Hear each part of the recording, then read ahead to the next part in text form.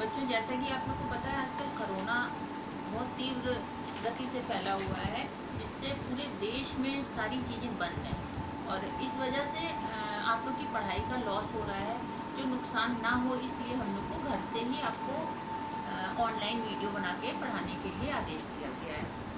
तो सभी बच्चे जो भी लेसन मैं पढ़ा रही हूँ, उनके क्वेश्चंस मैं दूंगी, वो होमवर्क में करके मुझे नेक्स्ट डे दिखाएंगे।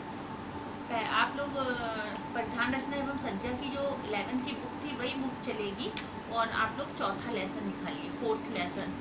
चौथा लेसन आपका है स्वास्थ्यवर्धक भोजन का ज्ञान, नॉलेज ऑफ हेल्थ फूड। भोजन के बारे में आपको वैसे भी जनरल नॉलेज है और मैं आपको बता भी दे रही हूँ। भोजन हमारे स्वास्थ्य के लिए बहुत ज़रूरी है। हमारे शरीर के लिए भोजन की बहुत आवश्यकता पड़ती है। बिना भोजन के हमारे शरीर को ऊर्जा प्राप्त नहीं होती है। हम अगर खाना और पानी दोनों चीज़ हमारे शरीर को मजबूती से ऊर्जा देती है। भोजन हम हर गृहिणी घर में जिस तरह बनाती है और सबको खिलाती है, तो ज़रूरी नहीं है सारे पौष्टिक विटामिन्स हमारे आहार में हों। तो सारी सारे पौष्टिक तत्व हमारे भोजन में हों, ये इसकी जानकारी ज़्यादा आवश्यक है। हमारे शरीर में ऊर्जा तभी मिलेगी जब हम एक अच्छा भोजन करेंगे। तो एक स्वास्थ्यवर्धक पौष्टिक आहार किसे कहते हैं, ये आप समझिए।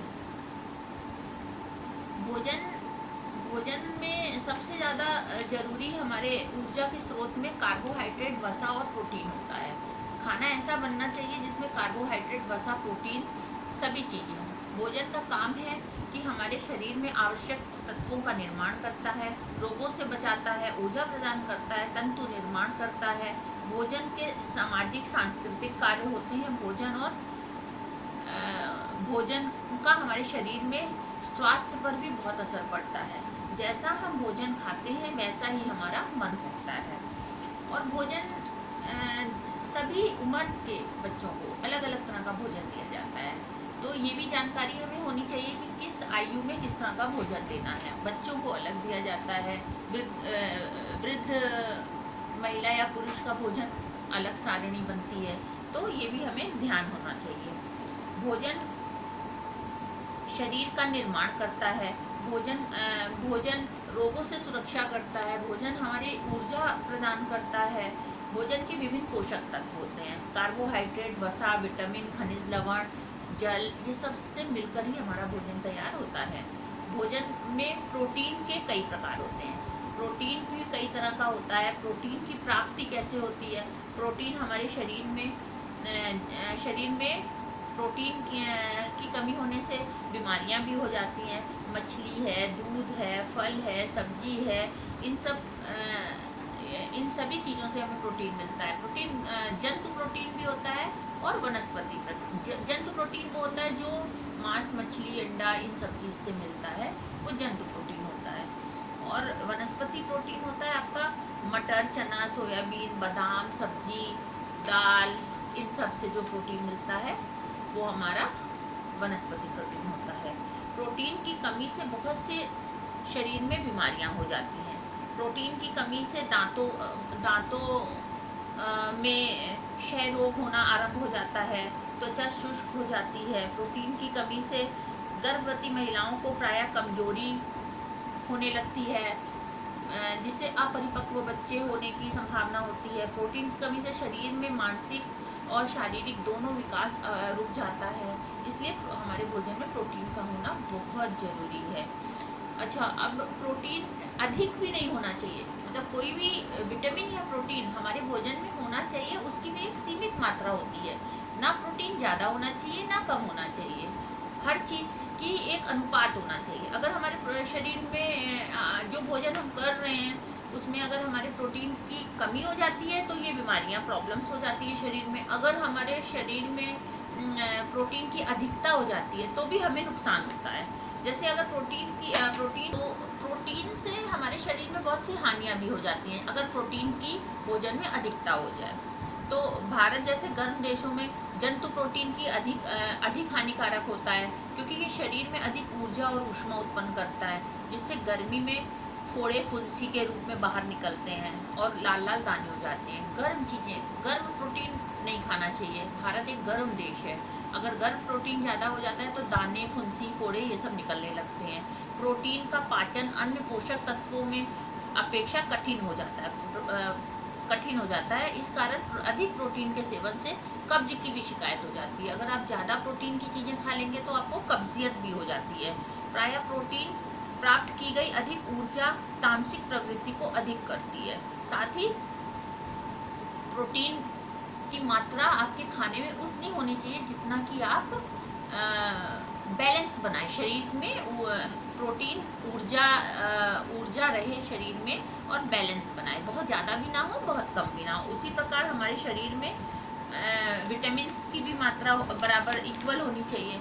बहुत ज़्यादा कार्बोहाइड्रेट, प्रोटीन और आपका ये विटामिन्स, इन सब की मात्रा ही बराबर होनी चाहिए। कार्बोहाइड्रेट भी शरीर को ऊर्जा प्रदान करता है, और अगर कार्बोहाइड्रेट अधिक हो जाता है, मतलब कार्बोहाइड्रेट शरीर में ऊर्जा प्रदान करता है, फिर भी कार्बोहाइड्रेट अधिक नहीं होना चाहिए, बैलेंस होना चाहिए। 80% भाग कार्बोहाइड्रेट द्वारा ऊर्जा प्राप्त होती है। हमारे शरीर में वसा से बहुत कम मात्रा में ही ऊर्जा प्राप्त होती है। कार्बोहाइड्रेट की अपेक्षा 3 गुनी अधिक ऊर्जा देता है। वसा की अपेक्षा कार्बोहाइड्रेट हमें शरीर में 3 गुनी ज़्यादा ऊर्जा प्रदान करता है। कार्बोहाइड्रेट आपको अनाज में, दाल चावल में, चुकंदर में, मीठे फल में, रोटी में, आलू, शकरकंद, गुड़, इन सभी चीज़ों में आपको कार्बोहाइड्रेट मिलता है।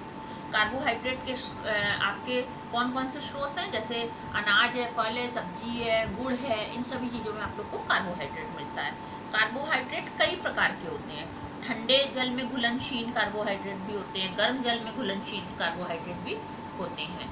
कार्बोहाइड्रेट का क्या कार्य है हमारे शरीर में?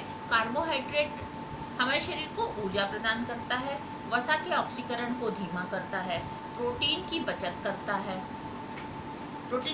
करता है, जैसे कि शरीर में तापमान का नियमित करना कार्बोहाइड्रेट का मुख्य कार्य है। शरीर का जो तापमान है उसको नियमित करता है, ये कार्बोहाइड्रेट का मुख्य कार्य है। विटामिन बी कॉम्प्लेक्स का निर्माण करता है, कार्बोहाइड्रेट द्वारा ही विटामिन बी कॉम्प्लेक्स का निर्माण होता है शरीर में। वसा की बचत करता है, मल विसर्जन में सहायता करता है, कैल्शियम का अवशोषण करता है। ये सारे हमारे कार्बोहाइड्रेट के काम हैं। कार्बोहाइड्रेट की कमी होने से भी कुछ हमें नुकसान होते हैं, जैसे कार्बोहाइड्रेट की कमी से शरीर में विभिन्न प्रकार के जैविक क्रियाओं को चलाने में ऊर्जा में कमी मिलती है। दूसरा, हमारे निरंतर कमी से शरीर में अधिक दुबला पतला बीमार सा इंसान दिखने लगता है। अगर कार्बोहाइड्रेट की कमी हो जाती है तो ऊर्जा का अभाव, सर्दियों में ठंड लगने का भय रहता है। अगर कार्बोहाइड्रेट की कमी होती है तो ठंड लगने का भय रहता है, ऊर्जा की कमी हो जाती है। कार्बोहाइड्रेट अधिक होने से भी हमें हानि है। अधिक होने से क्या हानि है? जब भारत में 30% व्यक्तियों को भरपेट भोजन नहीं मिल पाता, वहाँ 30% लोग अपनी आवश्यकता से अधिक कार्बोहाइड्रेट का प्रयोग करते हैं, जिससे अतिरिक्त कार्बोहाइड्रेट शरीर में ग्लाइकोजन के रूप में मांसपेशियों में एकत्र हो जाता है, जिससे बहुत सी हानियाँ हो जाती हैं। इसलिए हमारे शरीर में हर विटामिन, वसा, कार्बोहाइड्रेट, प्रोटीन सबकी एक समान तुलना में ही ज़रूरत होती है। कोई भी चीज़ ज़्यादा हो जाएगी तो भी नुकसान है हमारे शरीर को, कोई भी चीज़ कम होगी तो भी नुकसान है। अतिरिक्त कार्बोहाइड्रेट वसा के कणों में परिवर्तित होकर मांसपेशियों को एकत्र होने लगता है, जिससे अधिक मोटा तथा थुलथुला शरीर होने लगता है। ज़्यादा कार्बोहाइड्रेट खाने से शरीर बहुत मोटा और थुलथुला होने लगता है। और मोटापे से शरीर में क्या हानियाँ हैं, जो आप जानते हैं कि अगर बहुत मोटा शरीर है तो बहुत सी परेशानियाँ और बीमारियाँ आती हैं। हार्ट अटैक्स, आपकी किडनी प्रॉब्लम्स, मोटा होने से आपको फैटी लीवर, इस तरह की बहुत सी प्रॉब्लम्स आपको सामने दिखने लगती हैं। दूसरा, आपका शरीर में अधिक मात्रा में ग्लूकोज बन जाता है तो मूत्र के सहारे बाहर निकलता है। अधिक कार्बोहाइड्रेट का प्रयोग करने से शरीर की पाचन तंत्र कमज़ोर हो जाता है। बहुत ज़्यादा कार्बोहाइड्रेट की चीज़ें यूज़ करने से रक्तचाप बढ़ जाता है। ज़्यादा कार्बोहाइड्रेट की चीज़ें अगर आप यूज़ करते हैं तो रक्तचाप बढ़ जाता है। व्यक्ति आलसी तथा निष्क्रिय हो जाता है। जब जितना इंसान कार्बोहाइड्रेट ज़्यादा यूज़ करेगा उतना ज़्यादा शिथिल हो जाएगा, आलसी हो जाएगा, मोटा हो जाएगा, तो ज़्यादा काम नहीं कर पाएगा। इसलिए कार्बोहाइड्रेट बहुत ज़्यादा भी नहीं खाना चाहिए। कार्बोहाइड्रेट की दैनिक आवश्यकता जितनी होती है उतना ही इंसान को यूज़ करना चाहिए। वसा की प्राप्ति के स्रोत। वसा, अब जैसे आपका आता है वसा, वसा हमको कहाँ से प्राप्त होता है? वसा हमें प्राप्त होता है घी से, नारियल से, मछली से, दही से, गोश्त से, मछली के तेल से। वसा हमें कई चीज़ों से मिलता है। वसा, जंतु वसा, वनस्पतिक वसा, दो तरह के होते हैं। मूंगफली के तेल, तिल के तेल, इन सब से वनस्पतिक वसा मिलता है। वसा भी हमारे शरीर में बहुत ज़्यादा भी नहीं होना चाहिए, बहुत कम भी नहीं होना चाहिए। वसा का हमारे शरीर में काम है ऊर्जा प्रदान करना। कार्बोहाइड्रेट और प्रोटीन दोनों वसा ऊर्जा प्रदान करते हैं। दोनों से ही हमें शरीर की ऊर्जा प्रदान होती है, जिससे हम आलसी नहीं बनते, शिथिल नहीं पड़े रहते, काम करने की हमें शक्ति आती है। ये सारी चीज़ें हमें ऊर्जा सारी चीज़ों की ऊर्जा प्राप्त होती है ये आपकी वसा से। वसा, कार्बोहाइड्रेट, प्रोटीन, ये सारी चीज़ें मिलकर हमें एक क्रियाशील शरीर बनाता है। शरीर में विभिन्न प्रकार के कोमल अंगों के चारों ओर रक्षात्मक आवरण बनाती है वसा। अंगों की बाहरी चोटों से बचाने के साथ उन्हें शरीर में एक निश्चित स्थान पर साधे रखती है। वसा हमारे शरीर के ताप को नियंत्रित करती है, हमारे शरीर की गर्माहट को नियंत्रित करती है। वसा द्वारा प्रमुख हार्मोन्स एंजाइम का निर्माण होता है। वसा से हमारे शरीर में एंजाइम का निर्माण होता है। वसा विभिन्न वसा में घुलने वाले विटामिन को एक स्थान से दूसरे स्थान ले जाने का कार्य करती है। वसा एक स्थान से दूसरे स्थान पे ले जाने का काम करती है। शरीर में त्वचा के नीचे एकत्र होकर सुंदर तथा सुडौल आकृति प्रदान करती है वसा। वसा की बहुत सी हमारे शरीर में खूबियां हैं जिनके कारण से वसा हमारे शारीरिक भोजन में जरूर होना चाहिए, मगर ज़्यादा भी नहीं होना चाहिए। वसा अगर ज़्यादा हो जाता है तो उससे हमारे शरीर को बहुत हानियाँ होती हैं, बहुत सा नुकसान हो जाता है। वसा ज़्यादा होने से त्वचा में खुश्की तथा खुरदरी हो जाती है। अगर वसा कम होता है तो त्वचा हमारी खुरदरी हो जाती है। और वसा अगर अधिक होता है तो हमारा वजन बढ़ने लगता है, चर्बी के रूप में शरीर में एकत्र होने लगता है। वसा से मतलब बहुत सी हानियाँ होती हैं।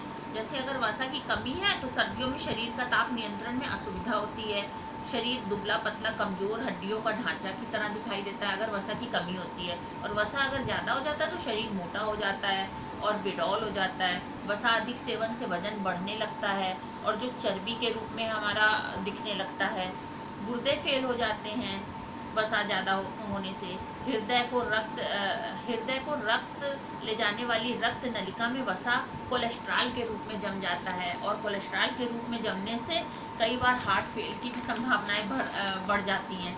इसलिए वसा हमारे शरीर में जितना ही उपयोगी है उतना ही हानिकारक भी है। इसलिए उसका संतुलन हमारे भोजन में बहुत ज़रूरी है कि एक अनुपात से ही वसा होना चाहिए, कम या ज़्यादा नहीं होना चाहिए। कम होगा तो भी नुकसान है, ज़्यादा होगा तो भी नुकसान है।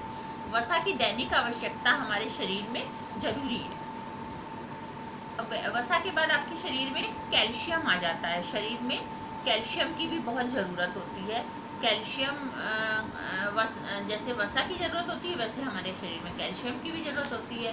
कैल्शियम खनिज लवणों की मात्रा में पाई जाती है, जिसमें 50% भाग कैल्शियम का होता है। एक स्वस्थ शरीर में 70 किलोग्राम लगभग 1300 ग्राम कैल्शियम होता है। 1300 ग्राम कैल्शियम होता है। कुल मात्रा में लगभग 18% भाग अस्थियों तथा दांतों से बना होता है। शेष भाग रक्त तथा मांसपेशियों से बना होता है। इसलिए हमारे शरीर में हड्डियों और दांतों की सुरक्षा के लिए कैल्शियम की बहुत ज़रूरत होती है। कैल्शियम हमें मक्खन, फूल गोभी, बंद गोभी, पनीर, तिल, पत्तेदार सब्जी, बादाम, इन सभी चीज़ों से हमें कैल्शियम की प्राप्ति होती है।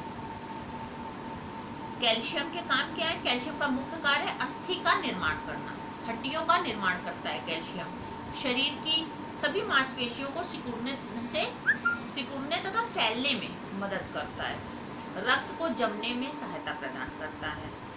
घाव को जल्दी भरने में मदद करता है। कैल्शियम की कमी से हमारे घाव जल्दी नहीं भरते। अगर किसी शरीर में कैल्शियम की कमी हो जाती है तो घाव भरने में समय लगता है। इसलिए 40 साल की उम्र के बाद तो वैसे भी कैल्शियम की एक टैबलेट भी ज़रूर खानी चाहिए।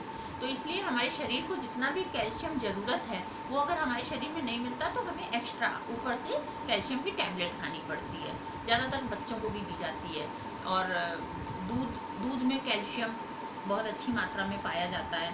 कैल्शियम की कमी से क्या होता है, शरीर समुचित विकास नहीं होता, अस्थियां पूर्ण रूप से विकसित नहीं होती हैं, दांत कमज़ोर हो जाते हैं और अस्थियां चलते चलते पैर मुड़ जाने से भी टूट जाती हैं। अगर जिनके अंदर शरीर में कैल्शियम की कमी होती है तो थोड़ी सी भी हाथ पैर मुड़ जाने से भी अस्थियां कमज़ोर होने के कारण टूट जाती हैं। इसलिए प्रौढ़ावस्था में कैल्शियम का अभाव नहीं होना चाहिए। कैल्शियम की कमी से बच्चों में उगने वाले दांत टेढ़े मेढ़े आने लगते हैं, तो कैल्शियम की कमी नहीं होनी चाहिए। कैल्शियम की कमी होने से भी हमें बहुत से नुकसान होते हैं। अतः 40 साल की उम्र के बाद तो हमें एक्स्ट्रा टैबलेट के फॉर्म में भी कैल्शियम मिलता है, जिसे हमें लेना चाहिए। कैल्शियम की प्रति व्यक्ति की आवश्यकता होती है। हर व्यक्ति को अपना उम्र के हिसाब से अलग अलग आपके बुक में टाइम टेबल बना हुआ है, उस हिसाब से आप कॉपी में बना लीजिएगा कि प्रौढ़ावस्था, बाल्यावस्था और किशोरावस्था सब में बच्चों को कैसे कैसे कैल्शियम की ज़रूरत होती है। अब ऐसे ही हमारे में फास्फोरस है। कैल्शियम के बाद महत्वपूर्ण मात्रा में फास्फोरस आता है। ये मुख्यतः कैल्शियम के साथ मिलकर दांतों अस्थियों का निर्माण करता है। तो जैसे कैल्शियम की ज़रूरत होती है वैसे ही फास्फोरस की भी बहुत ज़रूरत होती है। एक स्वस्थ व्यक्ति में 500 से 570 ग्राम तक फास्फोरस होता है और एक स्वस्थ व्यक्ति में इतना फास्फोरस भी, कैल्शियम और फास्फोरस होना बहुत ज़रूरी होता है। फास्फोरस हमें झींगा मछली, मांस, कलेजी, तीतर, अंडे की जर्दी, लीवर, कॉड लीवर ऑयल आदि से मिलता है। फास्फोरस की भी हमारे शरीर में बहुत ज़रूरत होती है। सूखे मेवे, चोकर, आटे का जो चोकर होता है, हम लोग आटे को चोकर सहित ही बनाना चाहिए, इसलिए कहते हैं क्योंकि उसमें भी हमें फास्फोरस मिलता है। फास्फोरस के काम, फास्फोरस हमारे शरीर में बहुत ज़रूरी होता है। शरीर में ऊर्जा के परिवर्तन में विशेष सहयोग करता है, समुचित विकास करता है, विभिन्न क्रियाओं में समान कार्य करता है। ऐसे ही हमारे शरीर में फास्फोरस की जितनी ज़रूरत होती है उतनी हमारे शरीर में विटामिन की भी ज़रूरत होती है, पोटेशियम की ज़रूरत होती है, सोडियम की ज़रूरत होती है। तो सभी की इक्वल मात्रा होनी चाहिए। जितनी हमें ज़रूरत है उससे कम या ज़्यादा नहीं होना चाहिए। और इसी प्रकार आयोडीन की भी हमारे शरीर में बहुत ज़रूरत होती है। जब हम भोजन बनाते हैं तो हमें ये देखना चाहिए कि हम सारे विटामिन, मिनरल, आयोडीन, खनिज लवण सारी चीज़ें मिलते हुए भोजन बनाना चाहिए जो हमारे शरीर को स्वस्थ और ऊर्जा प्रदान करे। मैं आपको कुछ क्वेश्चंस देती हूँ, आप नोट करके मुझे कल के होमवर्क में दिखाइएगा। तो एक क्वेश्चन आप नोट करिए कि प्रोटीन की कमी से हमें क्या क्या नुकसान होता है, प्रोटीन हमारे शरीर के लिए क्यों आवश्यक है, और कार्बोहाइड्रेट की क्या क्या आवश्यकताएं हैं। हमारे शरीर में ऊर्जा प्रदान करने के लिए कार्बोहाइड्रेट की क्या आवश्यकता है। ये 2 क्वेश्चन आप नोट कर लीजिए और हमें कल दिखाइएगा। अब मिलते हैं आपसे कल की क्लास में। कल होमवर्क मैं देखूंगी, आप लोग मुझे व्हाट्सएप कर दीजिएगा लिख के कॉपी।